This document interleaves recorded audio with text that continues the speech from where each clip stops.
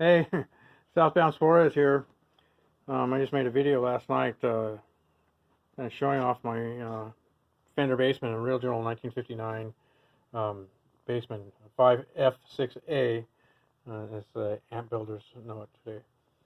Yeah, this one's all original. It had all the original components in it, and I think that's what I was stressing. And so last night, I tried for the first time stuffing caps, and this is I made a video last night of it. This is the aftermath.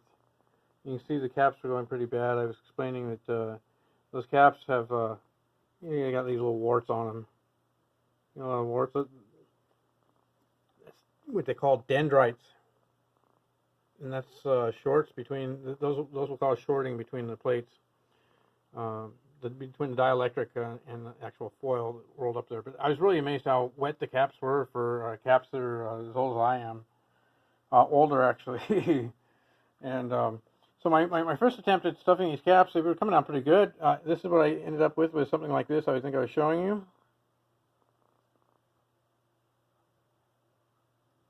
And this is a restuffed cap, and I can tell really easily because I drilled the holes coming right out the center of each rivet, whereas the actual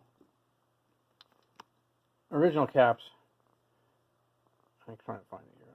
They have this. The wire underneath the rivet, and for the lead, not the wire, but the actual lead, comes out underneath the rivet. And here's the other side.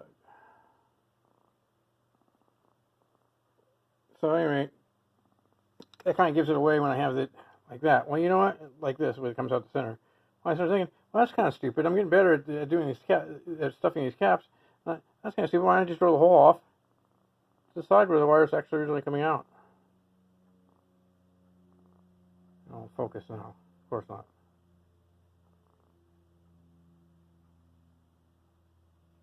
There, that looks more like it. That looks like the real deal there.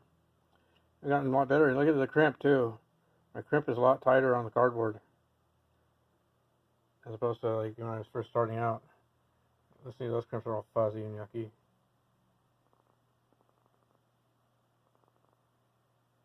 Nothing keeps hopping around. So anyway, that's it in a nutshell. I'm just trying to make this thing look as original as possible with all the original components. Oh, that brings back another thing. Everything in here is pretty good, even with all the original components. Although you have the selenium rectifier for the bias, and the amp seemed to be working really well, even though it had those old caps in it. I called it Russian roulette when I was playing it because I never knew when it might just blow up on me and take out a transformer or something, which would have been really a bummer. So that's why I was so into getting this thing capped up. But the other thing is, I tested this selenium rectifier last night, and it's flaky. You know what? It'll go ahead and bias voltage across it forward when the thing is hot. But if it cools off, then nothing goes through it. I don't know if that's just a trait of selenium rectifier. I don't think it's supposed to do that. It's not a thermal switch. That's what it was acting like. It was like a thermal switch. So, at any rate, I want to keep this thing original. I'm just thinking, well, how could I do this? What I did is I soldered a tag board to the old leads coming off the selenium rectifier. The video's awfully hopping around there. And on that tag board, yeah, look at that, I put a diode. So the selenium rectifier is just basically being as a point to solder a tag board to it and then jumper it across it, and it gives me a couple points to put the wires on, and it doesn't look too I